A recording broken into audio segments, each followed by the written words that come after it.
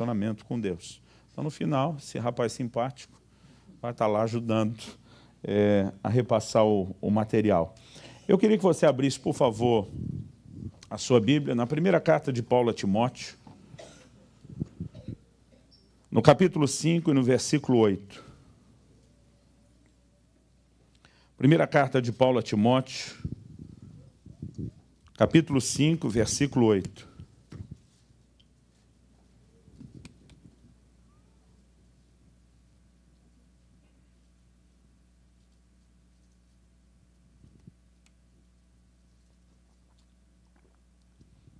A palavra de Deus diz assim: ora, se alguém não tem cuidado dos seus, especialmente dos da própria casa, tem negado a fé e é pior do que o descrente.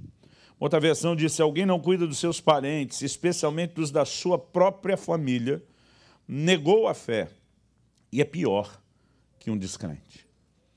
Alguns anos atrás, Deus me chamou muito fortemente a atenção para esse texto da palavra. Ele, na verdade, nos apresenta uma relação, uma conexão entre dois assuntos que normalmente nós temos a tendência de separar. De um lado, a família, e de outro, o que eu quero chamar aqui da fé. Quando eu falo de fé, não estou falando apenas daquela capacidade de acreditar para receber uma intervenção de Deus, mas especificamente eu quero falar sobre o nosso relacionamento com Deus. E os crentes, de uma forma geral, têm essa inclinação, uma dicotomia, uma separação dos dois assuntos. Né? Deixar família de um lado, a fé e o relacionamento com Deus de outro.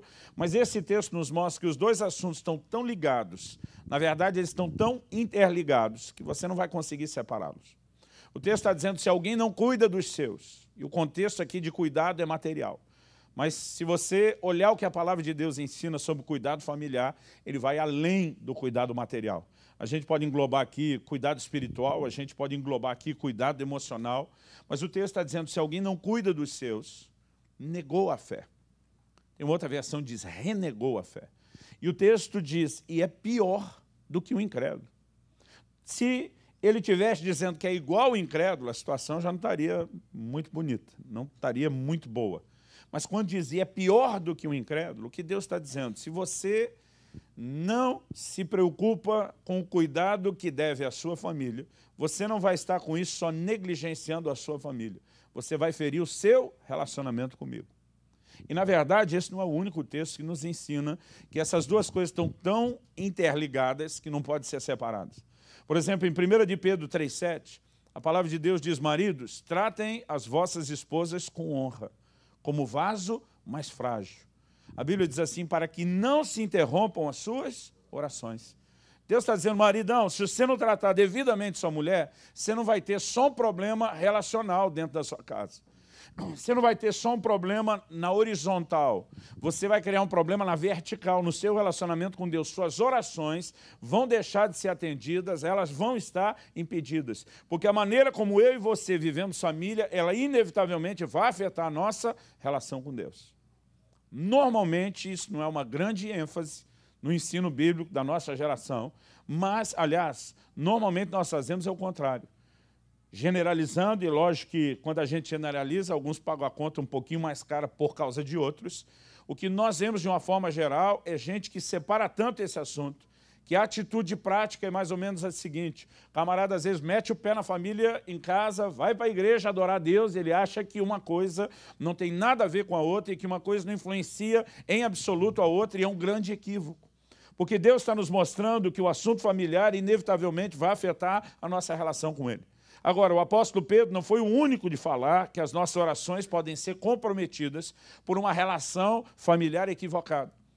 O profeta Malaquias, por exemplo, diz lá em Malaquias 2,13: vocês cobrem o meu altar com choro, com lágrimas, né? E o Senhor diz: eu não vos ouço. Agora, não é interessante que o Deus que diz na sua palavra: invoca-me que te responderei, agora está dizendo: você pode chorar no pé do altar que eu não dou a mínima para você? Versículo 14, começa com a pergunta: e vocês dizem por quê? E no mesmo versículo 14 de Malaquias 2, o Senhor dá a resposta. Ele diz: porque o Senhor foi testemunha da aliança entre ti e a mulher da tua mocidade, com a qual tu fostes desleal. Deus está dizendo: camarada, você não honra nem a aliança do matrimônio. Agora vem chorar no pé do altar, esperando que eu te atenda. É como se, em outras palavras, né, numa linguagem mais moderna, atual, Deus estivesse dizendo, é ruim que eu vou ouvir essa oração. É ruim que eu vou atender aquilo que você está pedindo. Por quê? Essa atitude de ferir diretamente a família, inevitavelmente também vai ferir a nossa relação com Deus.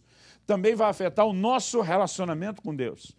E descobri isso nas Escrituras anos atrás, eu estou falando há cerca de 12 anos atrás, foi quando eu comecei a entender essas coisas.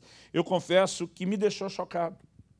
Eu sempre soube que família era algo importante. Até porque, né, graças a Deus, e eu realmente sou agradecido a Deus, eu nasci num lar cristão.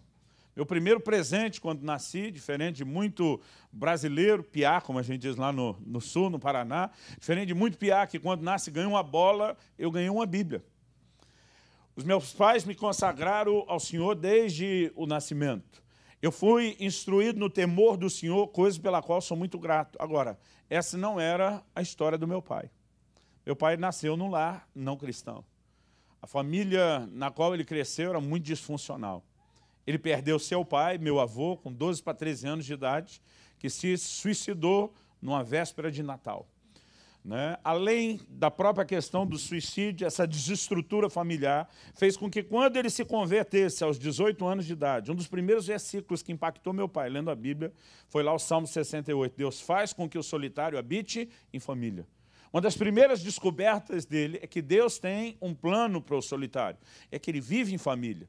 E ele começou a entender que Deus queria que ele compreendesse e vivesse o que ele nunca teve direito, que era a família. Agora, talvez você, diferente de mim, não possa dizer a mesma coisa que eu, que meu filho, podemos dizer, olha, eu não nasci, pastor Luciano, num lar cristão, não tive esse privilégio, mas você, a semelhança do meu pai, pode ser aquele que toma uma decisão e diga, mas a partir de mim, Deus vai escrever uma nova história para as próximas gerações. Então, o que eu quero falar e compartilhar com você independe da posição onde você está. Se você tem o privilégio de, como eu, meu filho, meu irmão, ter nascido e crescido num lar cristão, erga a mão para o céu e honre a oportunidade que lhe foi dada. Se você não teve, você pode ser o precursor, talvez em toda uma linhagem, talvez na sua ascendência, de você para cima, ninguém nunca buscou a Deus, e você pode ser o primeiro que vai escrever uma história nova para a sua geração. Agora, por conta dessa experiência, meu pai passou a procurar viver o plano e o modelo de Deus para a família. E ele nos ensinou desde pequeno muitas coisas. E eu aprendi várias verdades a respeito da família. A primeira delas é que Deus, embora a salvação seja individual, Deus pensa em termos de família. A gente enxerga isso na promessa que ele faz a Abraão. Em ti serão benditas todas as famílias da terra. Deus pensa em termos de família. Quando você vê Deus oferecendo salvação para Noé, não foi só para Noé, foi para Noé e a sua casa. Quando você vê Deus oferecendo livramento para Ló, não foi só para Ló, foi para Ló e para a sua casa. No Novo Testamento, por 2 vezes nós vamos encontrar a declaração, crendo no Senhor Jesus, será salvo tu e toda a tua casa. Isso foi dito, né, para o apóstolo Pedro menciona que isso foi dito para Cornélio, e em Atos 16, quando o apóstolo Paulo está na prisão em Filipos, ele fala isso para o carcereiro. Deus pensa em termos de família. Eu sempre soube que a família era algo importante. Até porque a palavra de Deus está cheia do que eu gosto de definir como mandamentos familiares. A Bíblia diz como o marido deve tratar a sua esposa, como a esposa deve tratar o marido. Como os filhos devem tratar os pais e como os pais devem tratar os filhos. Esses mandamentos foram dados não apenas para regular o funcionamento familiar, mas para preservar a estrutura familiar. E o que é interessante é que quando nós obedecemos esses mandamentos, existe bênção diferenciada. Curioso é porque obedecer é nada mais, nada menos do que a nossa obrigação. Mas é como se Deus dissesse, nessa área, se eu me obedecer, eu vou te honrar, eu vou te tratar de forma diferenciada. E o que nós encontramos na Escritura é exatamente isso. Paulo, escrevendo aos Efésios, uma igreja dos gentios, ele menciona o que nós entendemos já desde a velha aliança, é um dos 10 mandamentos. Ele diz, honra teu pai e tua mãe. Aí ele diz assim, para que tudo te vá bem e sejas de longa vida sobre a terra. E ele menciona, porque este é o primeiro mandamento com promessa. Ou seja, a palavra de Deus está deixando claro que isso não é só uma frase de efeito, é uma promessa. Eu tenho um pastor, amigo lá do Rio de Janeiro, que alguém primeiro me contou essa história, eu confesso que eu fiquei um pouco cético, até que eu encontrei ele pessoalmente, questionei e ele me contou isso. Ele teve uma trombose em uma das suas pernas, não me lembro agora qual. Eu sei que houve uma complicação, né? O coágulo subiu, a trombose virou uma embolia pulmonar, e eu não sei o que mais aconteceu, mas o quadro foi piorando de uma situação, foi levando a outra, e ele praticamente foi mandado para casa pelos médicos, desenganado, só para esperar morrer. Ele disse que um dia ele estava no seu quarto e ele viu como você está me vendo aqui à frente, ele teve uma visão aberta. Ele viu um anjo entrando pela porta. E quando viu o anjo, que ele, nas palavras dele, classificou como anjo da morte, ele disse que quando viu o anjo entrando, ele sabia exatamente o que é que o anjo veio fazer. A palavra de Deus diz, quando Jesus ensina sobre o rico e o Lázaro, que Lázaro foi levado pelos anjos ao seio de Abraão. Nenhum de nós, quando chegar a hora de partir, vai sozinho, nem desacompanhado. Nós vamos bem escoltados, graças a Deus. Mas ele diz, quando viu o anjo entrando e sabia o que é que ele veio fazer, ele disse que foi uma reação, não foi uma coisa pensada. Ele simplesmente olhou para o anjo e disse assim, eu te desafio a me responder, com todo conhecimento e informação do céu que você tem à sua disposição. Quem é o homem que nos meus dias honrou mais pai e mãe do que eu? Ele diz, honrei meu pai, honrei minha mãe, honrei vô, honrei vó, honrei tio, honrei tia. E diz, eu reivindico o meu direito de longevidade. E ele disse que quando falou isso, o anjo sorriu e desapareceu. E junto com o anjo sumiu trombose, sumiu embolia, sumiu tudo. E ele foi instantaneamente curado, né? Está firme e forte até hoje. Porque isso não é só uma frase de efeito. É um mandamento com promessa. E nós precisamos entender que obedecer esses mandamentos tem bênção diferenciada. Mas o oposto também é verdadeiro. Quebrar esses mandamentos também tem consequência diferenciada. O livro de Provérbios diz, o que amaldiçoa seu pai ou sua mãe, apagar-se-lhe-á sua lâmpada nas mais densas trevas. Isso começou a me chamar a atenção. Eu disse, espera aí, Deus estabeleceu mandamentos que regulam e preservam a família. Deus recompensa quem obedece, mas julga de uma forma diferenciada quem os quebra. Isso tudo, na verdade, só começou a me mostrar cada vez mais o peso, o valor e a importância que a família tem aos olhos de Deus. Eu descobri na Bíblia que Deus normalmente não abençoa só indivíduo, Ele abençoa a família. Salmo 128, bem-aventurado o homem que teme ao Senhor, anda nos seus caminhos. A Bíblia diz, feliz serás. Né? O texto diz, tudo te irá bem. Agora, a bênção de Deus não se limita a te fazer feliz ou que as coisas vão bem na sua vida. O texto continua e diz, a tua mulher será como a videira frutífera à volta da tua mesa, teus filhos como rebentos da oliveira. E aí a palavra de Deus diz, eis que assim, desse jeito, será abençoado o homem que teme ao Senhor. Então, quando Deus abençoa, não abençoa só as obras das mãos, não me faz apenas feliz, Ele vai abençoar minha mulher, vai abençoar meus filhos. E eu comecei a ver ao longo das Escrituras que essa bênção sobre a família é um padrão naquilo que Deus faz. Agora, durante muito tempo eu pensava que Deus abençoava a família porque ela é importante para mim. Então eu pensava, Deus sabe o quanto ela vale para mim, e quando Ele faz algo pela minha família, indiretamente Ele está fazendo por mim. Aliás, eu costumo dizer às pessoas, você quer conhecer minha simpatia? Trate bem minha família. Você quer conhecer minha antipatia ou lado ainda não tratado da minha alma? Se meta com eles. E eu, nessa lógica, pensava, então é por isso que Deus faz algo pela família. O que eu demorei para entender, que a razão primária, primordial, pela qual Deus abençoa a família, não é apenas porque ela é importante para nós, é porque, antes de mais nada, ela é importante para Ele. Ela serve a um propósito maior do que aquilo que nós normalmente temos entendido. E eu quero começar declarando, depois de fazer essa relação entre fé e família, e esse é o tema da minha mensagem hoje, fé e família, eu quero começar declarando que a família é um sistema de valores, que Deus instituiu e usa com um propósito claro, o propósito de revelar-se a nós. O primeiro ponto que eu quero construir aqui do raciocínio é que Deus usa figuras familiares a fim de se revelar. E se você prestar atenção, está ao longo de toda a Bíblia. Por exemplo, na hora de Deus revelar a intensidade do amor dele por nós, para que Deus apelou? Amor de mãe. Isaías 49:15, pode a mãe que amamenta seus filhos esquecer-se da criança que mama? A resposta é implícita, não. Deus diz, mas ainda que ela se esqueça, porque é raro, mas de vez em quando aparece uma ou outra mãe desnaturada. Ele diz, ainda que essa se esqueça, ele diz, eu não me esquecerei de vós, tenho os vossos nomes escritos nas palmas das minhas mãos. Sabe o que Deus está dizendo? Quando o amor de mãe falha, o meu permanece. Deus está dizendo, não há maior amor que o ser humano conheça do que amor de mãe. Mas Deus está tentando usar essa figura para dizer, o meu amor por vocês é ainda maior do que o amor de uma mãe para com seus filhos. Então, Deus está usando uma figura familiar para que ele possa se revelar. Na hora de falar do cuidado para com os filhos, e isso é uma responsabilidade, principalmente quando falamos de provisão, que está sobre o pai, sobre o homem da casa, Deus mexe nessa figura. Jesus diz, qual de vocês é o pai? Que se o filho pedir pão, vai lhe dar uma pedra. Se pedir peixe, vai lhe dar serpente ou escorpião.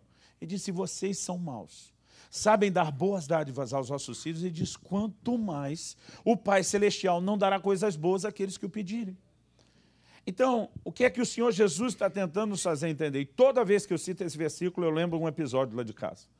A gente chegava domingo da igreja, tarde, né? Papai atendia todo mundo, a gente era dos últimos a sair da igreja, e tinha um ritual de 2, 3 ônibus para pegar, dependendo a rota que fizesse, para chegar em casa. Então a gente chegava tarde, domingo era o dia de passar fome. Né? Saía cedo para a escola bíblica dominical, depois tinha o culto, demorava para voltar do culto, demorava para chegar em casa, e nem sempre mamãe tinha conseguido adiantar o almoço. E eu lembro num desses dias que a gente entra em casa com o estômago nas costas, como a gente dizia, né? Mamãe ainda ia começar a preparar o almoço. Meu irmão mais velho, Adriano, em nome do Sindicato dos Filhos Esfomeados, ele já foi, como nosso representante, foi negociar. Falou, mãe, pelo amor de Deus, não dá para esperar, nós temos que comer alguma coisa na frente. Eu lembro que minha mãe falou, tá bom, vai ali no armário, pega um saco de pão e vão se entretendo lá. E quando ele pegou o pão, eu lembro que ele puxou o saco, o pão estava tão duro. Né? Hoje em dia a turma guarda o pão no saquinho plástico, não é como antigamente. Mas quando guardava no saco de papel, de um dia para o outro, ou se passasse de um dia então, aquilo ficava duro que só. E meu irmão tirou e o pão estava duro. Eu lembro que ele ficava batendo na mesa com o pão, pó, pó, pó, a mesa de madeira fazendo barulho, e ele batia e repetia esse versículo. Qual o filho que pedindo ao pai pão, esse lhe dará uma pedra? Um dia eu estava falando isso, na nossa igreja, e minha mãe, né, congrega conosco lá. Quando eu contei essa parte da história, ela levantou para se explicar. Eu não sabia para se explicar com os outros. Tipo assim, se soubesse, não tinha dado. Agora, Jesus está dizendo que realmente, se o pai souber, não vai fazer isso. Agora, o que eu e você precisamos entender? Ele está usando as mesmas figuras familiares para se mostrar ou se revelar. E não é só na hora de falar do cuidado do pai pelo filho ou do amor da mãe pelo filho. Quando Deus mexe no assunto de disciplina, isso também é algo que ele usa. Hebreus 12. Se vocês estão sem disciplina, não são filhos, são bastardos. Porque o pai corrige o filho a quem ama. Não pensa num pai que ama o filho, sou eu. Pensa num filho que foi disciplinado, esse sentado aqui. Ó. Porque essas coisas não podem ser evitadas. Né? O amor precisa se transbordar na forma de disciplina. E Deus usa isso para dizer, vai ser assim comigo, com vocês. Agora vamos sair do terreno da relação pai e filho. Vamos entrar no terreno da relação marido e mulher. O livro de Efésios diz que o marido deve amar a sua esposa como Cristo ama a igreja. Que a mulher deve se submeter ao marido como a igreja deve submissão a Cristo. O paralelo está estabelecido e Paulo ainda diz assim, grande é esse mistério. Ele está dizendo, há um mistério nos paralelos dos moldes familiares e como Deus se revela para conosco. Isaías 62, 5. O texto diz, como o noivo se regozija da noiva. Falei que meu filho casou em maio, penso no bichinho feliz. Né? Toda vez que eu falo do noivo se regozija da noiva, eu lembro da empolgação dele. Né? Agora, a Bíblia diz, assim o Senhor se regozija de ti, ó Israel. Deus está usando as mesmas figuras, em toda a Bíblia a gente vai achar isso. Eu estou dando alguns dos exemplos, mas isso está por toda a Bíblia. Agora, antes de continuar a trabalhar essa ideia de que Deus usa figuras familiares para se revelar, eu quero contar uma história. Eu e minha esposa morávamos, na época, no interior do Paraná, na cidade de Guarapuava. Iríamos visitar os pais dela, meus sogros, na cidade de Santa Bárbara do Oeste, no interior de São Paulo. Né? Meus pais moravam em Campinas, ali mais ou menos uns 45 quilômetros da cidade dos meus sogros, e a gente também iria vê-los. Eu lembro que a viagem ela era mais ou menos uns 700 quilômetros a ser feita de carro. Eu lembro que eu calculei que a viagem duraria, isso que eu estava acostumado com a estrada, estava com um carro relativamente bom nessa época, e eu calculei, vai levar mais ou menos umas 9 horas de viagem. E foi quase que exatamente o que deu. Por que eu já estava calculando antes? Meu filho Israel, sentado aqui na primeira fila, na época devia ter em torno de uns 4 anos de idade. Minha filha Alice não veio, ficou ali em Orlando, ela na época tinha em torno de 1 ano de idade, eles têm a diferença de 3 anos. A Alice, malemar ali, falava, tinha começado, né, a andar, ainda muito pequenininha, mas o Israel com 4 anos já estava numa fase de interação muito boa. E eu sabia que ele, não diferente dos filhos pequenos de vocês, dos outros, teria capacidade naquela viagem de fazer centenas de vezes a mesma pergunta. Pai, quanto tempo falta? Pai, está chegando? Né? Pai, e eu sabia que aquele negócio ia acontecer. Então pensa num pai que pensou 9 horas. E eu comecei a estocar toda a paciência que eu precisava para encarar aquela viagem. Mas acho que eu errei o cálculo, irmãos. Porque quando deu umas 8 horas de viagem, ainda faltava uma, minha paciência acabou. Teve uma hora que ele falou, pai, quanto tempo falta? E eu botei um sorriso fingido no rosto, porque eu não estava nem um pouco feliz. Virei para ele, sorri e falei, 1 hora, meu filho. Quando eu falei 1 hora, ele, obrigado, pai. Quando ele falou, obrigado, pai, eu perdi a paciência. Eu falei, obrigado do quê, piá? Aí ele me olhou já assustado, porque o senhor me disse quanto tempo falta. Eu falei, você entende de tempo, por acaso? Você tem relógio? Não. Você sabe marcar tempo? Não. Você sabe quanto é 1 hora? Não. Então, obrigado por quê? E aí a conversa já ficou grosseira. Né? Porque ele estava perguntando uma coisa que não adiantava explicar, ele não entendia, mas ainda fingindo que entendeu. Obrigado, papai, obrigado. E a hora que eu vi, eu soltei os cachorros para cima do menino, que ficou assustado com a reação do pai enlouquecido. E todo homem de Deus sabe que errou, não só pela sua consciência, o testemunho do Espírito Santo, mas pelo jeito que a mulher olha. De repente, Dona Kelly, sentada do meu lado, minha querida esposa, estamos casados há 22 anos, ela já não está mais me olhando com cara de meu herói. Eu digo que a mulher não precisa nem fazer um olhar de censura ou acusação. Perdeu o olhar de respeito, a gente já sabe que dá encrencado. E eu percebi não só o susto dele com a minha reação, mas a decepção dela. E naquela hora eu me arrependi parcialmente. O que é arrepender parcialmente? É quando você diz, Deus, eu até posso ter errado. Tipo assim, não é que você admitiu totalmente. Mas eu pensei, não dá para aguentar esse negócio também.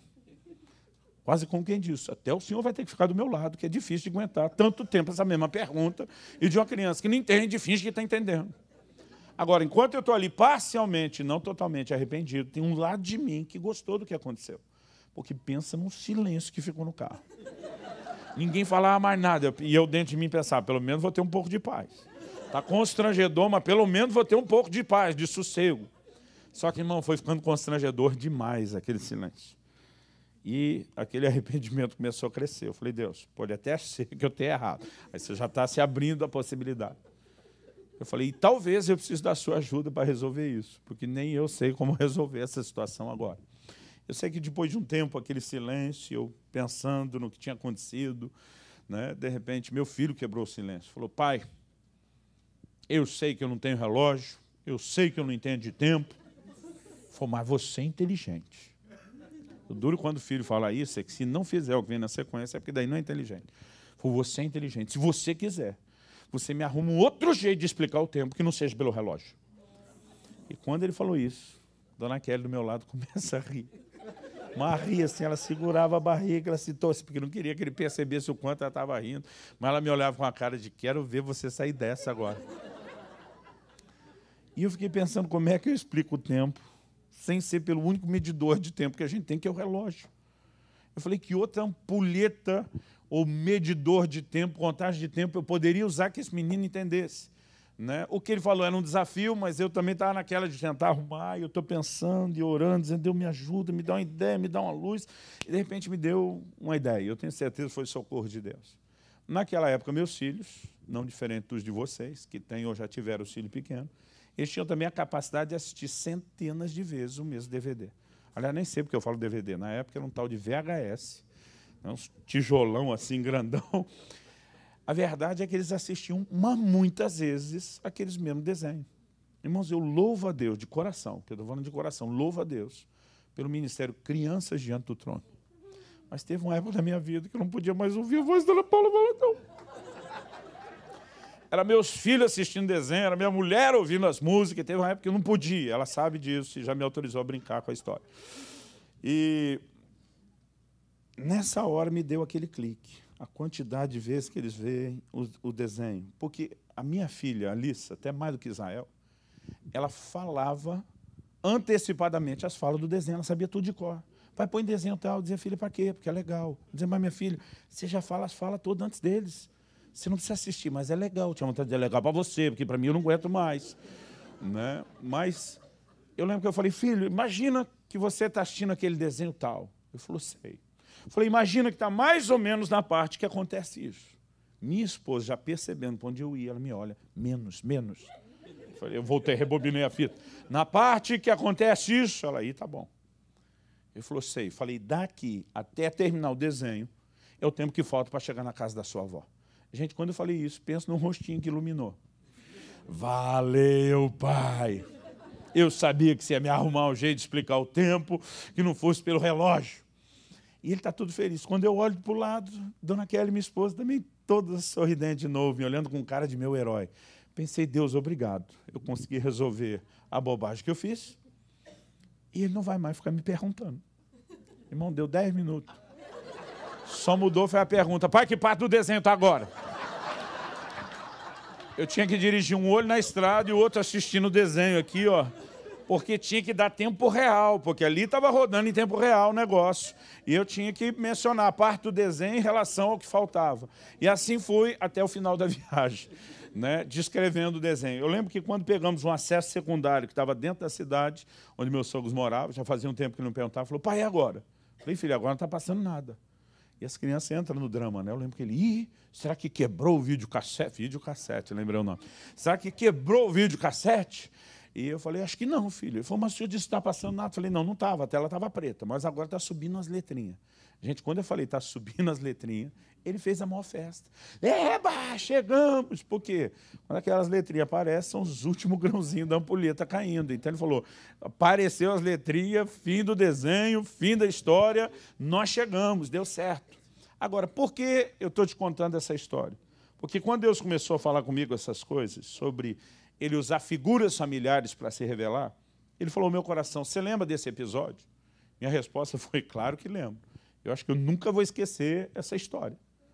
E o Senhor falou ao meu coração, lembra como você teve que entrar na cabecinha, no mundinho, no universo do seu filho, e usar o que ele conhecia, porque não adiantava falar do seu relógio, do seu medidor, que ele não conhecia. Eu falei, lembro. O Espírito Santo falou ao meu coração, pois eu tenho que fazer a mesma coisa com vocês o tempo todo. O Senhor diz, não adianta eu falar dos meus pensamentos mais altos que os vossos pensamentos.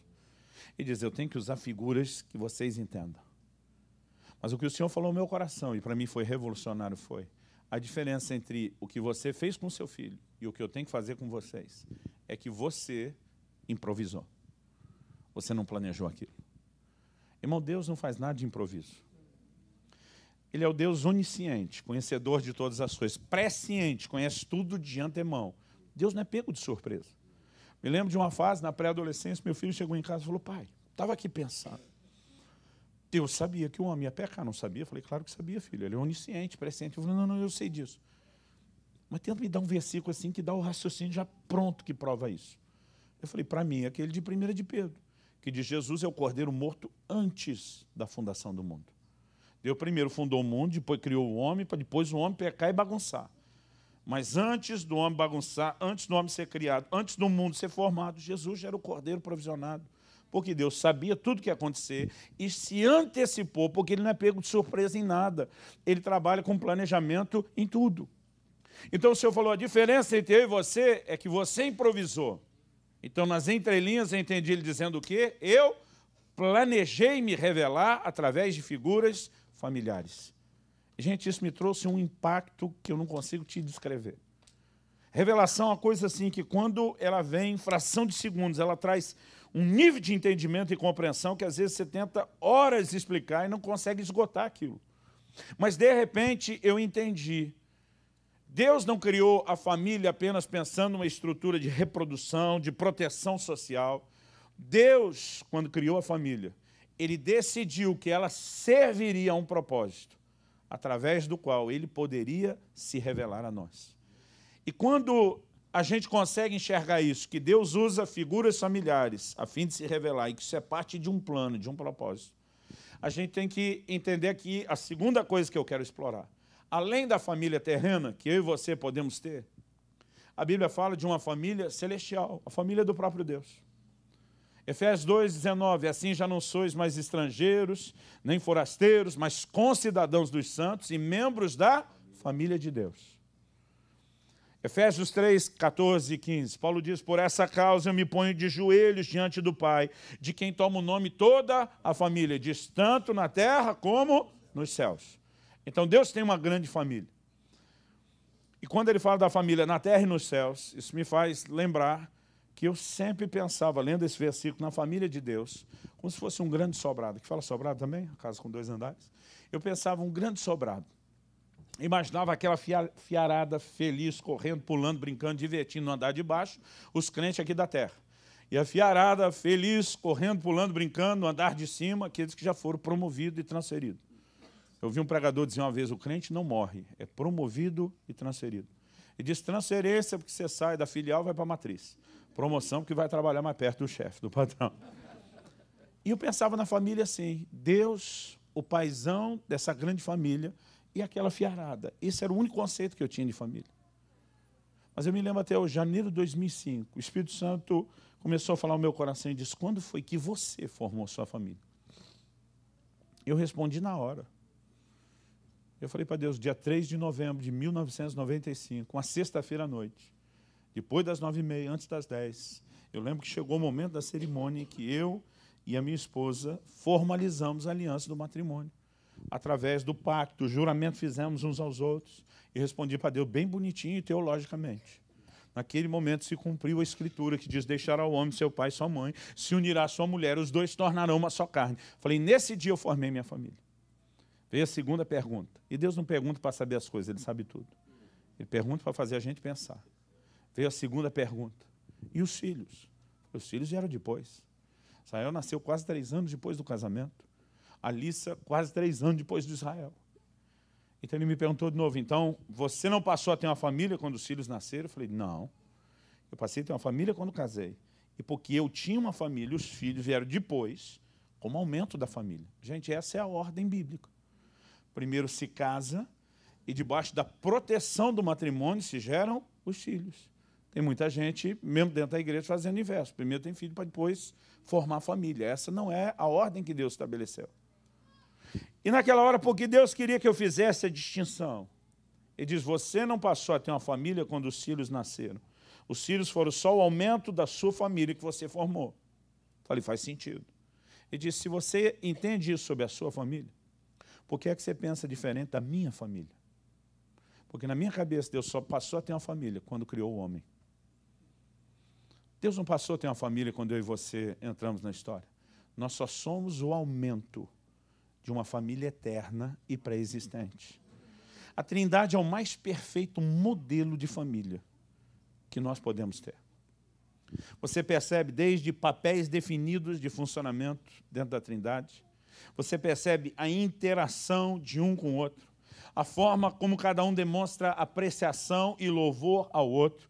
O que a gente tem dentro da Trindade é algo fantástico. Embora quando a gente fala da Trindade como família, eu vejo estampado na cara de alguns uma pergunta que eu vi muita gente fazer ao longo desses já 12 anos que eu estou ensinando sobre o assunto. Aliás, tem um amigo lá no Brasil que ele teve uma experiência, onde o próprio Deus, na experiência, falou isso para ele. Você precisa entender não só a família terrena, mas a família eterna. E quando o Senhor falou da Trindade como família, a reação dele foi direta. Ele disse, mas peraí, então se Deus é o Pai, Jesus é o Filho, por eliminatória, a pergunta era, o Espírito Santo é a mãe? As irmãs parecem que gostam da ideia, o rosto delas ilumina quando a gente fala. O dos homens já franze o... Como que é o nome disso? A testa. Não, mas tem uns. Senho. É que me soa estranho, mas é isso, franze o senho, eles dizem, né? Quase como assim, não deixa Deus feminino. Gente, quando alguém me pergunta, e aí, o Espírito Santo é ou não é a mãe? Eu digo, lugar nenhum da Bíblia ele é chamado assim. Então, nós não vamos chamar. Aliás, qual é o nosso problema? Quando a gente entende que tem uma família eterna, e você tem que lembrar que a família terrena é só uma réplica incompleta, imperfeita, limitada da família eterna. Você tem que lembrar que essa distinção de macho e fêmea é algo terreno, para fins de reprodução. Não existe isso no reino espiritual. No livro de Gálatas, Paulo diz, em Cristo não há homem nem mulher. Ele não estava acabando com a distinção ou definição de gênero, mas ele está dizendo que no plano espiritual isso não existe. Jesus diz, no céu não se casa nem se dá em casamento. Então, aconselho solteiro, é melhor casar aqui, não deixa para depois não. Porque lá não existe esse tipo de distinção. Então, não adianta a gente, a partir dessa réplica incompleta, né, limitada, a partir de cá, tentar entender a de lá. A matriz que originou tudo está lá e não aqui. Então, o correto não é tentar olhar daqui para lá e tentar imaginar lá parecido com aqui. Eu acredito que a lógica deveria nos remeter a um ponto onde, a partir da família eterna de lá, a gente olhe para a da terra e veja onde que a família terrena reflete os padrões da família eterna. E aí você vai descobrir que a gente não tem que olhar a partir da família terrena a mãe para tentar entender o Espírito Santo lá, ou chamá-lo de mãe. Mas quando você entende quem é o Espírito Santo na família eterna, e a partir dessa ótica você olha para a família terrena, você vai descobrir que a mãe na família terrena reflete funções que o Espírito Santo tem na família eterna. Quem é o responsável pela gestação da vida na terra? A mãe. Quem é o responsável pela gestação da vida na família eterna? O Espírito Santo. Desde Gênesis na criação, é ele pairando sobre a face das águas. No momento que o anjo Gabriel, na anunciação, aparece a Maria, ele diz, descerá sobre ti o Espírito Santo, o poder do Altíssimo te envolverá com a sua sombra. Quem é a fonte de consolo na família terrena? A mãe. Quem é a fonte de consolo na família eterna? Jesus chamou o Espírito Santo de o Consolador. Os padrões vão se estabelecendo. Aliás, é interessante isso, porque por mais que a gente se esforce, e aqui a gente, estou falando agora em nome dos homens, dos pais, nós nunca vamos ter a capacidade de demonstrar consolo como as mães. Eu me lembro quando Israel, meu filho, era bem novinho, ele, mais ou menos naquela época da história que aconteceu no carro, em torno de uns 4 anos, ele um dia estava pulando no sofá de casa. Pensa num pai agoniado, era eu pensando, não sabe quanto custou esse sofá. Mas quando eu era criança, eu me lembro que eu fiz promessas para mim mesmo, porque eu era indignado que a gente não podia brincar no sofá. O sofá era para uma tal de visita que nunca chegava, nunca aparecia, e a gente que morava na casa não podia usufruir. Eu pensava, um dia eu vou ser adulto, na minha casa vai ser tudo diferente, filho fala o que quer no sofá, a gente fala essas bobagens. Agora meu filho está pulando lá, eu pensando, agora é a vez dele, deixa que pule. Deixa que pule. Está difícil eu me segurar, mas deixa que pule. Só que daqui a pouco ele começa a pular de um sofá para o outro. Aí eu falei para ele, bonitão, você pular num sofá, estragar o sofá é uma coisa.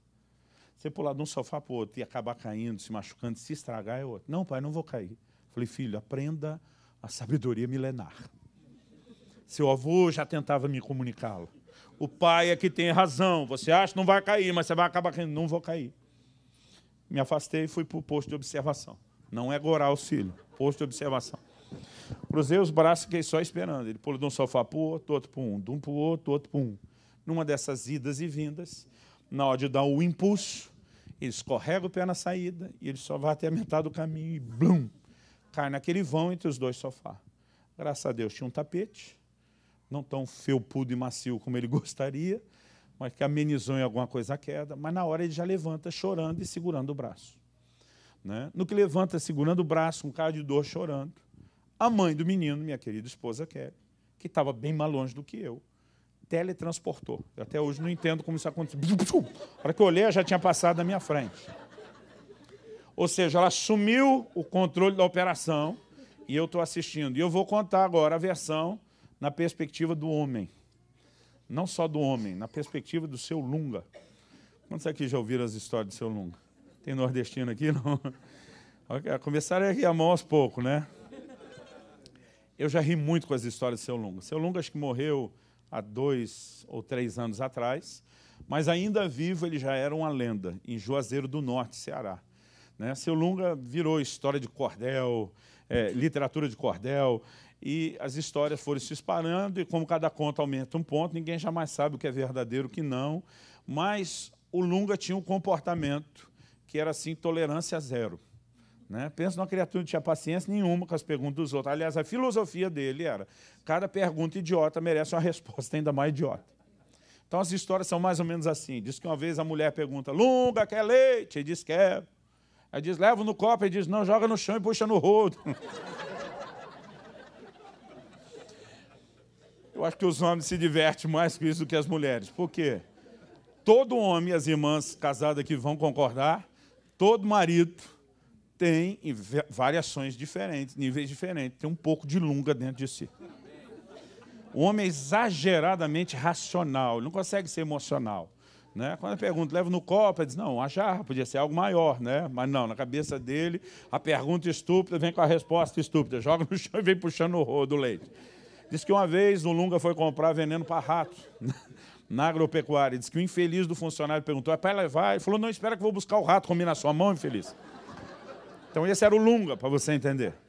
Agora, por que eu estou falando do Lunga? Porque nessa hora que minha mulher teletransportou para acudir o menino que caiu, eu meio que incorporei o Lunga. É feio falar isso no meio dos crentes. Incorporei o personagem, vamos deixar assim. Na verdade, a hora que minha esposa corre, primeira pergunta. Ô meu filho, o que foi que aconteceu? Irmão, eu estou dentro de mim decidido, eu não vou pecar, domínio próprio, não vou pecar, mas aquele negócio começa a revirar tudo dentro de mim, porque todo mundo viu o que aconteceu, o menino caiu. Ela sabe, eu sei, tanto que ela teletransportou para socorrer o menino, todo mundo sabe. Mas a mãe perguntou, meu filho, o que foi que aconteceu? O interessante é que o menino ia responder, eu caí.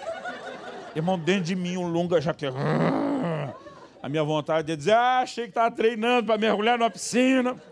Mas estou pensando, domínio próprio, não peca, não peca. Eu fico mordendo os lábios, não vou falar, e não falei. Aí a mãe faz a segunda pergunta. E machucou?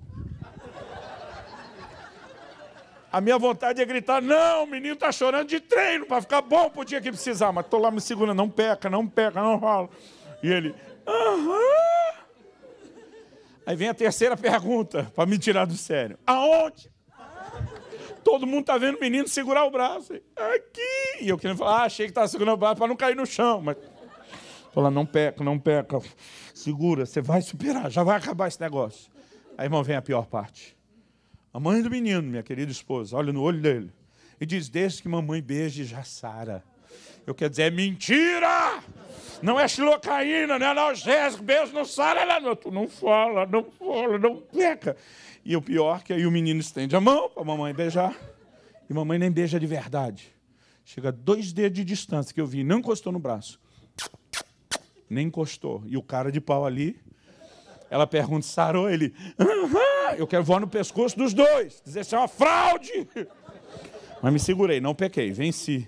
Foi tudo só dentro de mim. Mas minha esposa me conhece. Pela cara, ela sabia tudo o que aconteceu. Um outro dia, está lá meu filho pulando no sofá. E eu deixo que estrague. Um direito que eu não tive, deixo que estrague. Mas daqui a pouco ele começa a pular no outro sofá. Falei, campeão, você lembra da primeira vez? Não, pai, agora eu aprendi, não caiu mais. A sabedoria milenar. Você acha que não cai, vai cair. Não vou cair. Fui para o posto de observação, para o mesmo lugar. Aí está lá, pula de um sofá para o outro, do outro para o outro. Gente, parecia replay. Tipo o gol da Alemanha. Você fica naquela, está acontecendo. Não mexe com a ferida que está fechando, né? Tem Copa do Mundo ano que vem. Você fica naquela, está acontecendo de novo ou está reprisando o que passou? Então, eu não me lembro se foi na ida ou na volta, mas no mesmo vão, do mesmo jeito. O menino, blum, cai, levanta segurando o braço. Não sei se o mesmo braço, mas a cena era muito parecida. Quando ele levanta chorando, quem teletransportou fui eu, antes da mãe. O menino já tomou um susto com o pai na frente. Está assustado com o tombo, mas assustou mais ainda com o pai. Aí foi sair para um lado, eu cerquei. Foi sair para o outro, eu cerquei. Falei, hoje é nós. Agora, minha esposa, se estivesse aqui contando a história, seria mais ou menos assim. Que se eu valorizei o lado que o homem fica indignado, né, ela ficou indignada esse dia. Por quê? Primeiro, não deixei o menino correr. E como bom pai, qual a primeira coisa que eu fiz? Dei um sermão. Para mostrar que a gente não entende nada de consolo. Eu não te falei que se você ficasse... O menino já estava assustado com o tombo, agora com o louco do pai na frente, e mais ainda com o sermão que começa na voz mais alta possível. Porque a gente quer que a vizinhança toda ouça o sermão. Eu não te falei que se ficasse pulando... Engole esse choro. Eu não te falei que se ficasse pulando ia cair. Falou. Engole o choro. Falou. Então olha para mim. Engole o choro. Olha para mim. Falei ou não falei? Falou. Então bem feito! Se tivesse ouvido seu pai, não teria caído, não teria machucado. E vem aquele sermão todo. Minha esposa outro dia falou, meu amor, quando alguém está se afogando, não é hora de dar sermão porque não aprendeu a nadar. É hora de jogar boia. Depois de salvar, você resolve. Sabe que você falando assim faz sentido? Mas sabe, naquele dia ela falou para mim, meu amor, quando a gente diz, deixa a mamãe beijar que já sara, não é o braço da criança, é a alma. Mas apesar de ela ter falado assim, a alma, eu do lado de cá vou dizer como eu escutei. Ela só falou isso. Eu escutei a alma ser ignorante. Porque de repente eu comecei a entender, realmente, a atitude da mãe não é de trazer consolo para a dor do braço, é de alguma forma amparar a alma da criança. E você começa a perceber habilidades naturais dentro da mãe, que é fruto do quê? De uma programação divina. A mãe é a fonte de consolo na família e sempre fará isso melhor do que o pai, via de regra. Eu acho que pode haver exceções de acordo com a formação e estilo de cada um. O que eu estou tentando te dizer, querido, é que não só Deus decidiu se revelar através de figuras familiares, mas Ele criou a família para funcionar de maneira que ela possa ilustrar e muito bem o caminho que Ele precisa a fim de que Ele possa se revelar a nós. E quando a gente entende isso, primeiro que Ele se revela através de figuras familiares, segundo, a diferença entre a família terrena e a celestial, terceiro, e aqui eu termino, a gente entende que a visão que eu e você temos de família vai afetar, de alguma forma, a visão que nós temos de Deus. Pastor, explica isso. Eu vou explicar. A nossa visão familiar, ela se torna uma espécie de filtro da revelação que nós vamos ter de Deus. Alguns não conseguem ter uma visão correta de Deus. Alguns têm o que eu classificaria de uma caricatura, de uma distorção de Deus. No final dos anos 90, antes de virar o ano 2000, estava num culto, na igreja que pastoreava ainda nessa época em Guarapuava. Estou lá adorando a Deus no meu lugar, na hora do culto. O Espírito Santo falou comigo, sai do seu lugar, vá lá no fundo da igreja, dá um abraço em fulano de tal. Nosso prédio não era tão largo, devia ter no máximo 20 metros de largura, mas tinha 55 de comprimento. O irmão está lá no fundo. Mas eu conseguia vê-lo de longe, porque ele era maior do que eu, maior do que a maioria, dava para ver de longe. E aquela coisinha no meu coração, vá e dá um abraço no fulano de tal. Só que a gente, em vez de ter essa prontidão de obedecer os impulsos do Espírito Santo, a gente tende a racionalizar. Primeira reação dentro de mim, senhor, se for você mesmo falando comigo, se não for só coisa da minha cabeça. Eu falei, a igreja é sua, mas as regras são nossas. Tem hora de abraçar. A gente abraça na hora que chega, na hora que termina. Quando muito, um cântico de comunhão. Às vezes alguns vão de cara amarrada, mas o líder do louvor mandou, tem que fazer. Eu falei, agora não é hora de abraçar. Pensei, não deve ser de Deus. Volto a adorar, aquilo vem de novo do meu coração. Sai do seu lugar. Vá no fundo da igreja, dá um abraço no fulano de tal. Olho de novo de longe. Penso, Deus, o Senhor conhece as ovelhas do seu rebanho. Ah, você é um pouco ciumenta. Se eu for lá no fundo abraçar um só e não abraçar mais ninguém, amanhã o Senhor continua sentado no seu alto, sublime trono, e quem está com a bronca aqui embaixo sou eu. É uns crentes bicudos. Ele não veio abraçar. Pensei, isso deve ser coisa do diabo, não é de Deus, não. Volta a adorar. Aquilo vem de novo no meu coração. Sai do seu lugar, abraça fulano de tal. Eu toda hora olho, ele ainda está lá. Eu falei, Deus, o Senhor sabe que nós, os homens, não somos assim tão dados a afeto. Eu vou sem mais nem menos aparecer lá, dar um abraço. O cara pode me estranhar. Nem eu, nem ele, nem o Senhor quer que isso aconteça, não. Irmão, não tinha desculpa que parava aquela voz interior. Vá e abraça fulano de tal. Chegou uma hora eu pensei, seja o que Deus quiser. Só tem um jeito de saber se Deus está nisso ou não. Tomei a decisão de sair para o meu lugar, fui lá para o fundo. Eu lembro quando cheguei, todo mundo estava cantando, mas o irmão parecia estar orando. Por que eu digo parecia? Leitura labial. O movimento dele, da boca dele não bate com o da música. Tipo novela mexicana. Você olha assim, não está batendo esse negócio, está falando com o movimento ali. E ele parecia estar falando, eu deduzi que estivesse orando. Até uma hora que a boca deu uma última resmungada, que me parecia ser um amém, e silenciou. Nessa hora eu pensei, minha chance, cutuquei ele. Na hora que eu cutuquei ele, eu fui pelo corredor, ele estava assim, a segunda fileira. Eu só atrapalhei um pouco o irmão que estava bem na ponta, cutuquei ele. Na hora que eu cutuquei, ele levou um susto na hora que me olhou. Mas antes que desse tempo de pensar ou falar qualquer coisa, eu falei, pode parecer estranho, mas Deus mandou aqui para te dar um abraço. Ele já estava ali mesmo, deu um abraço apertado, gordo nele. Pensa num irmão que começou a chorar. Mas chorou que nem criança, pior um pouco. Ele não chorou apenas, ele gritou, ele urrou, ele berrou. Mas eu que queria que a manobra fosse rápida e discreta. Agora está todo mundo olhando. E o pior, não é só todo mundo olhando. Você já deu um abraço a alguém que o abraço virou unilateral? Você termina o seu abraço, mas o outro não termina o dele. Aí eu larguei, ele não me largava, eu abraçava de novo, terminava o segundo abraço, ele não me largava, eu dava um terceiro, ele não me largava. Eu não sei quantos abraços eu dei nele, mas o dele não tinha mais fim, não me largava. E não só não me largava. Enquanto chorava, urrava, gritava, babou tudo em mim. Eu estou ali tentando entender o que está acontecendo. Os irmãos à volta olhando o que está acontecendo. Minha vontade de dizer, é ele, não sou eu. Aqui chegou a ficar desconfortável para mim num certo momento. Até que ele finalmente não só me largou, mas se recompôs um pouco. E eu, curioso, esperei. Falei, criatura, o que aconteceu? Na minha cabeça era só um abraço. Né? Ele olha para mim e diz, o senhor não faz ideia. Ele quase que baixou o lunga de novo. É por isso que eu estou lhe perguntando. Eu falei, me explica, que eu não faço ideia mesmo. Ele falou, pastor, desde que eu entrei na igreja, eu sempre tive uma dificuldade enorme com a maneira como vocês chamam Deus de pai o tempo todo. Paizão, paizinho, pai para cá, pai para lá. Quando ele começou a falar, eu parei e falei, desculpa, você não teve pai? Porque o seu comportamento é típico de quem não teve pai. Ele falou, não, pastor, eu tive pai. Meu pai, na verdade, deu um teto para a família. Nós tivemos onde ser criado, botou comida na mesa, nunca faltou alimento, vestiu a gente. Mas, apesar de ter sido um bom provedor, ele nunca, nem de longe, foi essa figura carinhosa que vocês tentam definir como pai. Ele falou, na verdade, papai nunca falou nada de bom para a gente. Ele só xingava e amaldiçoava a gente. Papai nunca me deu um abraço. Ele falou, o contato físico, que era muito pouco, era só as surras, que eram injustas e abusivas. Ele diz, toda vez que vocês falam de Deus como pai, e eu lembro do meu pai, eu não quero olhar para Deus com a lente do meu pai. Ele dizia, eu sempre tive dificuldade com isso. Falou, pastor, hoje nós estávamos na adoração, ele falou, eu estava lá nas galáxias. Eu estava longe, pastor. Aí o líder louvor falou, sobe agora no colo do pai. Ele falou, estragou tudo. Na hora que ele falou isso, lá onde eu estava longe nas galáxias, voltei na hora. Ele falou, foi um balde d'água fria. Ele falou, quando eu percebi a minha reação, ele falou, eu mesmo comecei a orar. Falei, Deus, não está certo esse tipo de reação. O que eu tenho dentro de mim com essa figura paterna?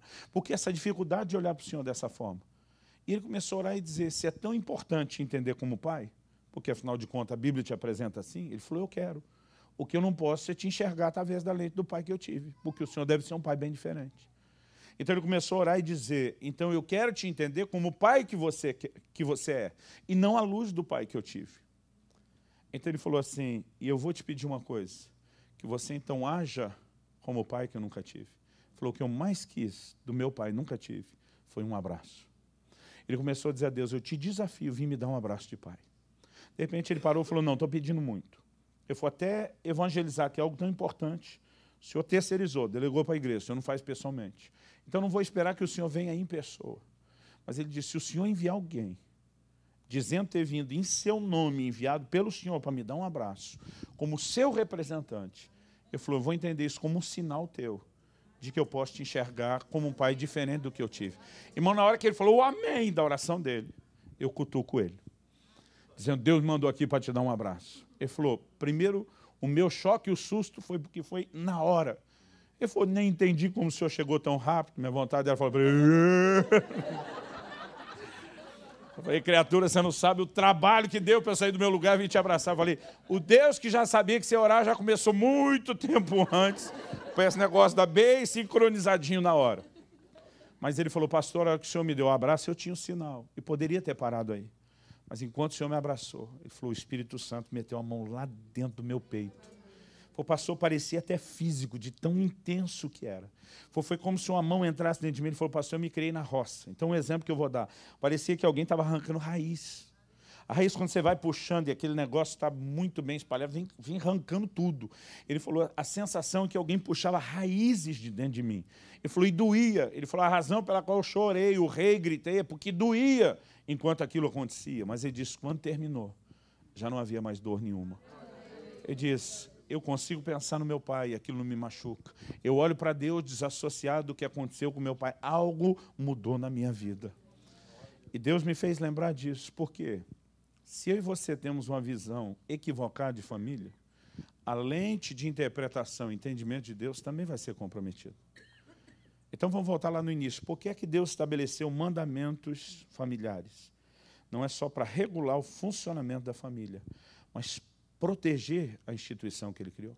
Porque Ele abençoa quem guarda o mandamento, porque Ele julga quem não guarda. Ele está dizendo, eu vou defender com unhas e dentes essa instituição chamada família. Por quê? Porque o que o diabo quer, querido, não é destruir a sua família. O que o diabo quer, ao destruir a sua família que ele tenta, é destruir o seu referencial, que te permite entender Deus e se relacionar devidamente com Ele. Alguém disse que você pode entender o quanto algo é importante para Deus pelo tanto que o diabo luta contra aquilo. Pensa numa coisa que ele luta contra a família. Agora, o que ele quer, não é bagunçar só a família. Ele sabe que quando a nossa visão de família é distorcida pelas experiências negativas que temos, então a nossa capacidade de ler e de entender a revelação de Deus também será comprometida. Deixa eu te dar alguns exemplos. Salmo 68,5, Deus diz, Ele se revela dizendo, eu sou o pai dos órfãos. O que é que Deus está dizendo? Você, órfão, que não teve pai, eu quero ser seu pai. Deus está dizendo, eu quero preencher uma lacuna familiar, emocional que você tem. Por que Deus está dizendo isso? Porque Ele sabe que a falta daquela visão e do entendimento correto vai afetar a nossa relação com Ele. Agora, quando eu e você entendemos que a família terrena e a eterna são distintas, e que pode haver falhas na família terrena, mas que não necessariamente isso vai acontecer na eterna, a gente pode vivenciar um processo de cura. Salmo 27:10, o salmista diz, ainda que meu pai e a minha mãe me desamparem, o Senhor me acolherá. Sabe o que ele está dizendo? A experiência ruim da família terrena não define o meu lugar na família celestial, na família eterna. O livro de Hebreus diz que nossos pais nos corrigiam conforme melhor lhes parecia. Eles foram perfeitos? Não. Acertaram em tudo? Não. Gente, teve uma época da minha vida que eu apanhava todo dia. Mas todo dia. E mesmo não conseguindo imaginar quanta surra eu levei na minha vida, eu não lembro de nenhuma delas com dor. Até porque eu mereci cada uma delas. Mas tem uma que eu me lembro. Foi quando minha mãe me bateu sem eu ter feito nada para merecer aquilo. Esse meu irmãozinho caçula, que está aqui sentado na frente, aprontou uma, a mamãe foi em cima dele. Não fui eu, foi o Luciano. Aí ela foi para o quarto me pegar. O problema desse negócio de você ficar falando que não sabe quando sabe, né? Minha mãe entra e falou, você vai apanhar. Eu falei, pelo quê? Você sabe. Não sei. E realmente não sabia o que estava acontecendo. Só que muitas vezes, quando eu sabia, eu dizia que não sabia. E ela achou que era só mais um golpe. Aí depois, então, primeiro você apanha e depois eu te explico. Eu estou apanhando sem saber o que eu estou apanhando. Aí ele entra no quarto, quando vê no que é que deu a tentativa dele de evitar, ele entra, não, mãe, não fui ele, fui eu. Quando ele fala isso, minha mãe desconcertou, ela desnorteou. Ela não sabia o que fazer. E ela me largou e assim, eu falei, ei, e ele? Ela falou, depois eu lido com ele. Eu falei, e eu que apanhei à toa? Ela falou, a próxima que aprontar já está apanhado. Gente, você acredita, eu apanhei a crédito, antes de ter feito nada errado. Aí, para sacar o crédito que eu tinha, fui lá, aprontei uma das boas, mas... Eu lembrava daquilo que me doía, dizer que mãe que faz isso, que bate no filho. Eu ficava pensando, não tive problema com nenhuma das outras centenas de surras, mas aquela era um negócio que me incomodava. Agora, quando meu filho era ainda criança, um dia eu fiz a mesma coisa com ele. Todos os meninos, dos filhos de pastores no encontro que a gente estava, dizendo que ele fez uma coisa e dizia, pai, eu não fiz. Eu dizia, olha, você sabe que confessar é melhor. Né? Delação premiada funciona até dentro de casa. Mas se mentir, o negócio piora. Pai, mas eu não fiz. Todo mundo está dizendo que você fez. Eu não sei porque eles estão dizendo, pai, eu não fiz. Filho, seu pai, eu não vou confessar nada que eu não fiz. Falei, pois agora vai apanhar porque fez, porque está mentindo. Levei ele para o banheiro, para o tamanho que ele tinha, as varadinhas que suportava. Eu nunca tinha visto ele chorar tão sentido na vida como aquele dia. Quando nós saímos e abri a porta do banheiro para sair, aquele monte de filho de pastor, tudo de cabeça baixa, parado lá de fora. Falei, acabou o show, vamos embora. Não, pastor, a gente mentiu. Seu filho não fez nada. Irmão, eu queria dar nos filhos de todo mundo, não podia. Pensa no desespero, na agonia que me deu. E eu lembrando que eu já era muito mais velho quando minha mãe deu essa mancada comigo. né? Eu lembro que eu puxei ele de volta para o banheiro, eu ajoelhei, ficar na altura dele, falei, filho, me perdoa. Ele falou, claro que eu perdoo, pai, mas eu queria que você tivesse acreditado em mim. Meu chão sumiu. Sabe o que acontece, querido? A exigência que a gente tem com os nossos pais, mesmo depois de ter crescido e ter se criado, não é a mesma exigência que a gente tem conosco quando a gente se torna pai. Aquilo que para nós antes era inaceitável, quando a gente comete os mesmos erros, se torna quase tolerável. A pergunta é, por que essa incoerência? Porque quando criança e formamos as nossas expectativas, eu quero te dizer o seguinte, a decepção será sempre proporcional à expectativa. A gente, quando criança, olhava para os pais quase como se fossem super-heróis. Eu teve uma época que achava que meu pai tinha superpoderes, que ninguém no mundo era tão forte como ele, inteligente como ele.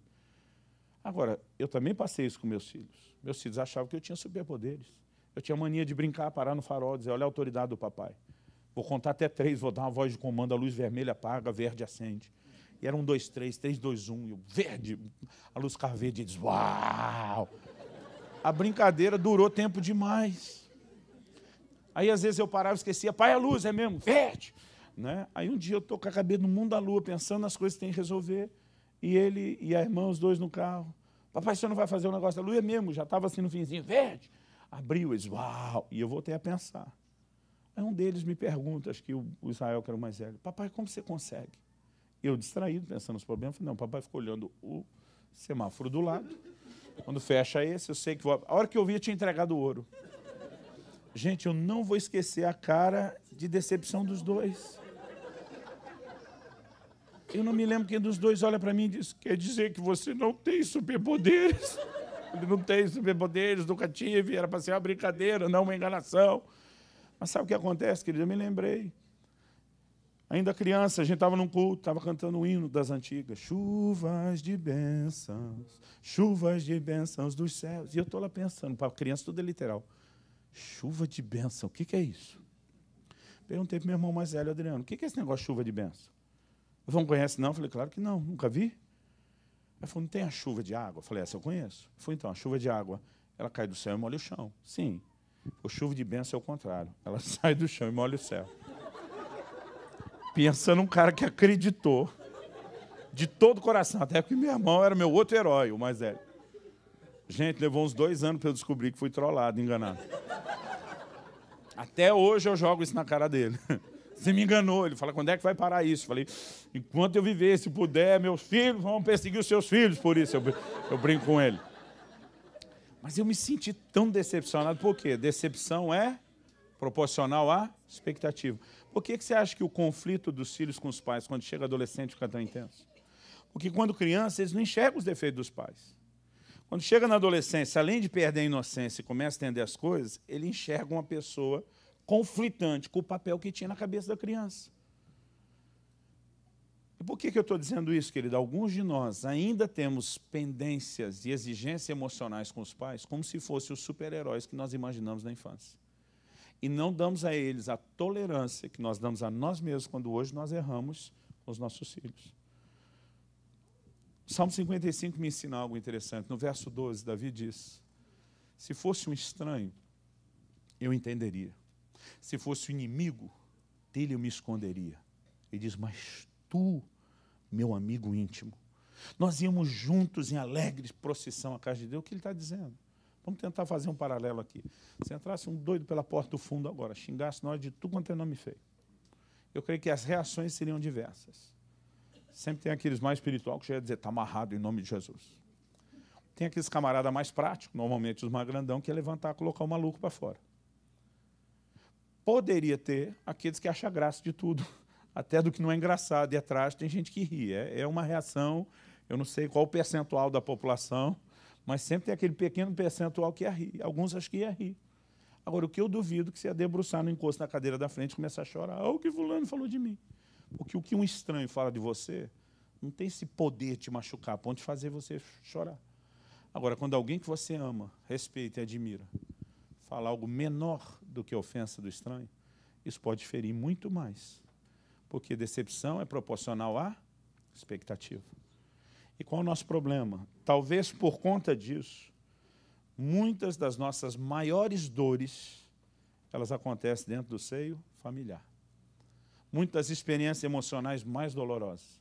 É gente que viveu o abandono, é gente que viveu a experiência traumática do divórcio dos pais, é gente que perdeu um dos pais, ou ambos, porque morreram cedo demais. É gente que viveu a dor do abandono. Ou, quando isso não nos toca de uma forma, pode tocar de outra. A quantidade de pessoas que viveu abuso, não só físico, mas emocional, verbal, dentro de casa é muito grande.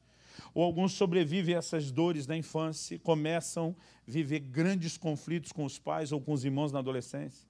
Ou a gente sobreviveu isso no lar que foi criado, mas depois entra num casamento traumático. Ou seja, ao longo do tempo, muitas das nossas piores dores, elas podem acontecer no contexto da família. O que Deus começou a falar no meu coração há 12 anos atrás, Ele diz, eu quero que você proclame uma mensagem, não só de restauração familiar, mas de restauração da visão familiar. Eu lembro que na época eu falei para Deus, qual a diferença? O Senhor me disse, a diferença é enorme. Ele disse, tem famílias que não podem mais ser restauradas. Ele veio um choque. Não, Deus, o Senhor pode todas as coisas. O Senhor disse, tem famílias que não podem mais ser restauradas. Alguém pode ter uma dor muito forte com o pai ou a mãe, mas o pai e a mãe já morreu. Irmão, você pode perdoar, você pode viver uma cura emocional, mas o relacionamento familiar nunca mais vai se consertar. O que pode ser consertado é o estrago do seu coração. Mas a pessoa morreu, não tem mais jeito de consertar aquilo.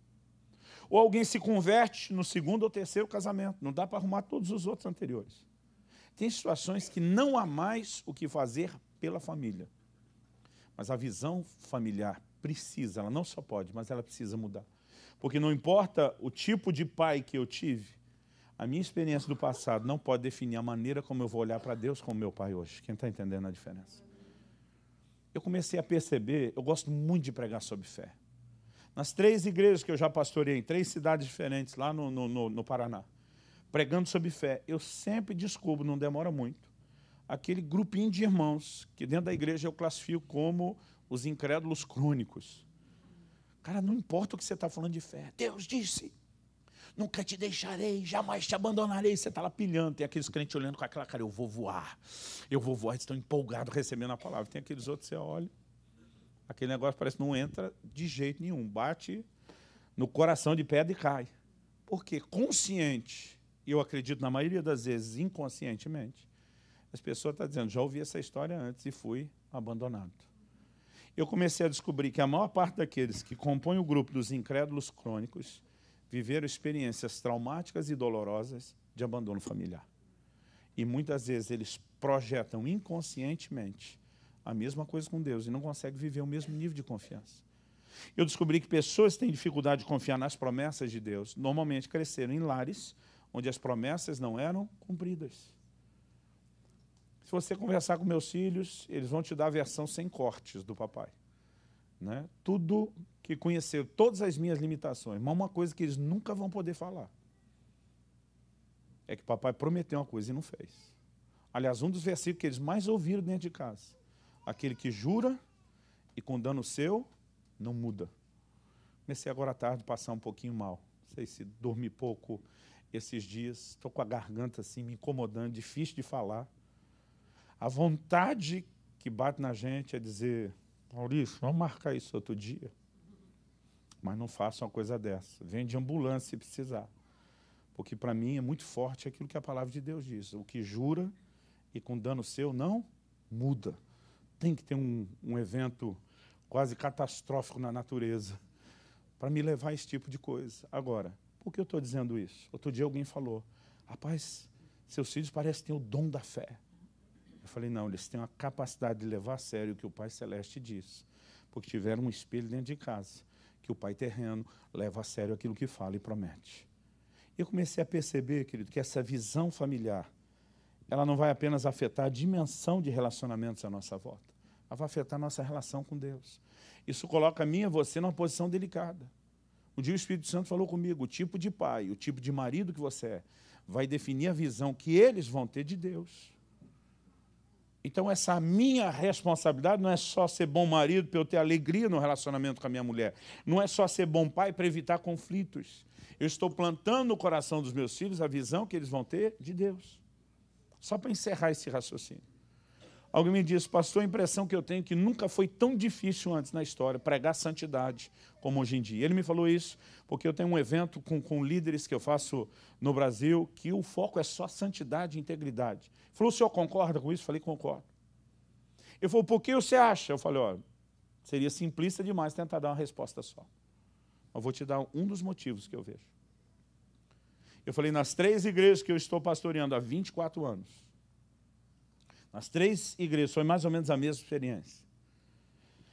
Eu diria que em torno de 70%, essa é a média, alguns lugares era mais, 70% pelo menos dos jovens que cresceram, se criaram dentro da igreja, não se casam mais virgens. Não estou falando de quem converteu depois, porque isso não dá para esperar de quem converteu depois, mas de quem foi criado no Evangelho, como eu fui, como meu filho foi. Aprendendo, e pensa, irmão, numa coisa que nós ensinamos nessas igrejas que eu sempre pastorei. São princípios como esse. E não só ensinamos. Né? A gente procurava trabalhar com os pais, trabalhar com os filhos, mostrar, alertar, né? Trabalhar acompanhamento em todos os níveis de relacionamento. Mas eu diria que a média, 70%, não se guarda puro para o casamento. Agora, deixa eu fazer a pergunta. Qual é o maior evento no calendário de Deus? Um casamento. É a vinda de Jesus, o noivo, para a sua noiva. Que na ordem bíblica deve ser uma noiva encontrada sem mancha, nem ruga, né, nem qualquer coisa semelhante, mas santa e irrepreensível. Agora, uma geração cristã dentro da igreja, que já engoliu os valores do mundo, a ponto de dizer, não, a gente não precisa esperar, vai conseguir entender o paralelo de uma noiva que precisa se guardar em pureza para vir do noivo? Não. O que o diabo queria? Roubar a virgindade da moçada? Não. A capacidade de entender o plano e o propósito de Deus. O ataque dele não é só no nível familiar. Ele está conseguindo ferir uma dimensão de relacionamento com Deus muito além da família. E ele está trazendo prejuízo nas 2 áreas. Mas qual a proposta de Deus? Não é só trazer restauração familiar, mas além disso, poder proporcionar também a restauração da visão familiar. E quando a gente entende isso, isso traz temor ao nosso coração. Temor a ponto de termos tomado a decisão de viver uma vida familiar correta, coerente com a palavra, coerente com os valores, com os princípios de Deus. Nenhum de nós é perfeito e nossas famílias não serão. Mas nós deveríamos procurar nos aproximar o máximo possível do padrão estabelecido por Deus, não só para ter realização dentro da família. Gente, minha família é a melhor coisa que me aconteceu depois de Deus. E a gente pode viver algo precioso. Mas Deus não queria apenas que o nível de alegria e realização fosse mera, única e exclusivamente familiar, mas que isso pudesse nos dar a lente correta para nos relacionar devidamente com Deus. Quem está entendendo? Agora, quando eu e você, por conta das nossas dores e das nossas experiências, temos uma distorção nessa lente, nós precisamos permitir que Deus traga a restauração na visão. Não só para restaurar nossa emoção, não só para restaurar nossa casa, mas para também restaurar o nosso relacionamento com Deus. Eu estava uma vez pregando no Japão, tivemos um momento de oração antes do culto, e um dos pastores estava ali, ele falou para mim, cara, desculpa te dizer isso, mas eu fico assustado do jeito que você fala com Deus. Eu fiquei tentando lembrar o que é que eu orei, a gente gastou muito tempo orando, não lembrava de algo específico. Falei, o que te assustou? Eu falei, rapaz, você é muito atrevido na maneira de falar com Deus. Entre outras coisas, ele relacionou que eu chamei Deus de você, que para ele era um pecado mortal. Mas ele falou, cara, você conversa quase como assim, se Deus fosse seu chapa, seu amigo. Eu falei, mas é? E não demorou muito tempo na conversa para eu localizar algo. Ele tinha um histórico de relacionamento terrível com o pai dele. Se é que dava para chamar de relacionamento, que era praticamente inexistente. E quando ele pensava em Deus, na figura paterna, era aquele para quem ele sempre tinha que olhar, cabeça baixa, olhar para o chão, né, sem coragem nenhuma de poder falar o que dizer, né, expressar o que realmente estava no coração. E rapidamente conversando com ele, eu falei, meu amigo, você precisa resolver essa situação que você tem com o seu pai. Você nunca vai relacionar corretamente com Deus. Eu me lembro da minha adolescência, eu estava uma vez orando no meu quarto, morava no interior de São Paulo, uma tarde quente de sábado. Não estava na igreja, não estava num culto, não vou fazer apologia a isso a nenhum outro lugar, mas estava no meu quarto orando, era eu e Deus, adolescente. Eu estou só de bermuda, descalço, sem camisa. Um amigo meu chega, entra pelo quintal sem ninguém ver, vai direto lá no fundo da casa, direto na janela. E quando ele me vê orando, só naqueles trajes de bermuda, eu lembro de ouvir a voz dele atrás de mim na janela. O primeiro desabafo foi um misericórdia. Eu já olhei, ele estava assim, consternado. Falei, isso são trajes para se dirigir ao Todo-Poderoso? Eu estava tentando entender o que é que estava acontecendo. Ele falou, você marcasse uma audiência com o presidente da República, no Palácio do Planalto, e tentasse entrar lá sem terno e gravata, você sequer seria recebido. Eu falei, ei, se você fosse filho do presidente da República, você poderia chegar desse jeito, suado, fedido, depois de uma partida de futebol, ainda pular no colo do pai. Eu falei, o problema é que você olha para Deus como um estranho, com quem você tem que marcar uma audiência. Eu olho para ele como pai. Eu falei, provavelmente, você não deve ter tido um bom relacionamento com seu pai. E essa foi a parte que eu me arrependi, porque ele realmente não teve. E era aquilo que foi desnecessário ter dito. Mas eu comecei, ao longo do tempo, perceber e localizar essa dificuldade que as pessoas têm de relacionar com Deus, baseado numa experiência familiar errada, o que a maioria de nós terá, num ponto ou em outro, porque não crescemos em famílias perfeitas, porque somos imperfeitos. Mas nós precisamos permitir que a visão bíblica, o que Deus diz sobre família, entre no nosso coração tão profundamente, que isso não só ajude a consertar nossa família, não só ajude a consertar nossas emoções, mas vá trazendo saúde para o nosso relacionamento com Deus. Você recebe essa palavra em nome de Jesus? Eu acho que eu já falei, foi muito. Vamos ficar em pé, vamos orar.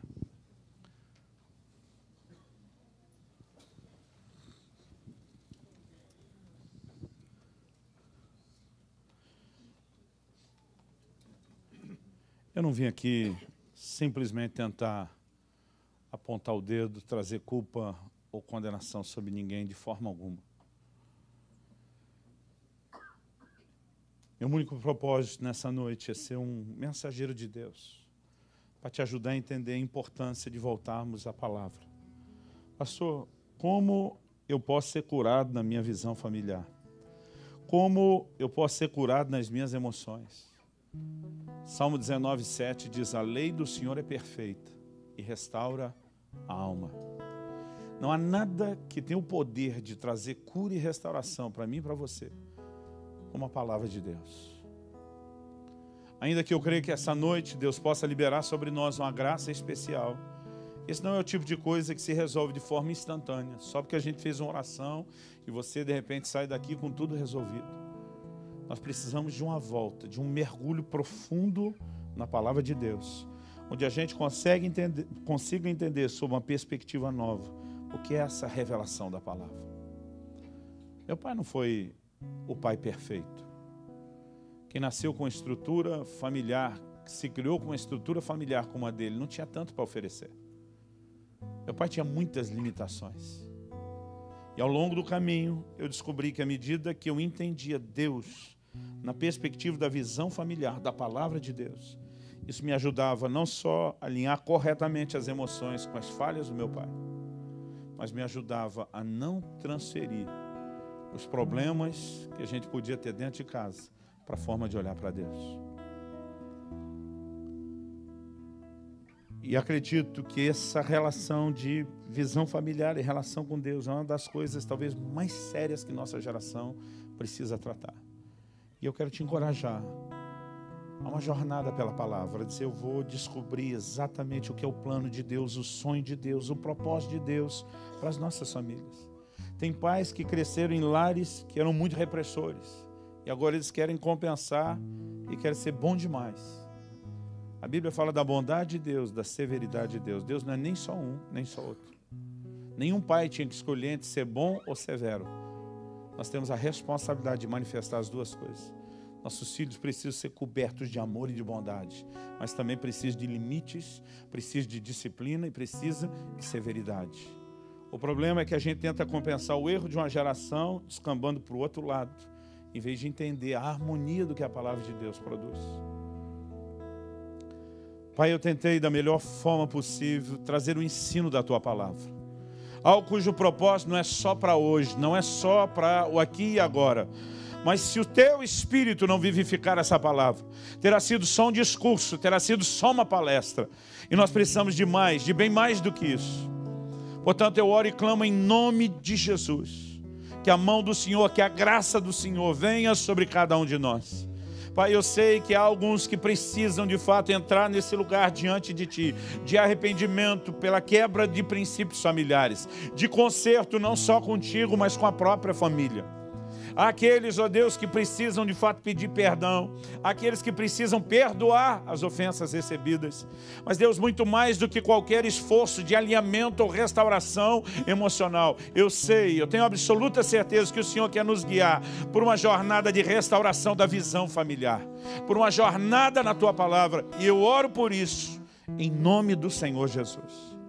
Eu oro que nessa noite Teu Espírito Consolador nos toque. Eu oro a Deus que o Senhor traga aquela aplicação personalizada da Tua palavra que só o Senhor pode fazer nas nossas vidas. Eu oro que nessa noite se inicie um processo onde o fluxo da graça e do consolo do Teu Espírito venha trazer cura às feridas emocionais, mas acima de tudo, que venha um tempo de compreensão e aplicação das verdades da Tua palavra, não só no contexto da família, mas na relação contigo. Que haja temor sobre a forma, sobre a maneira como conduziremos nossas casas, nossas famílias. Eu sei que é Teu plano e propósito levantar neste lugar famílias fortes, não apenas restauradas, mas fortes na visão correta de família.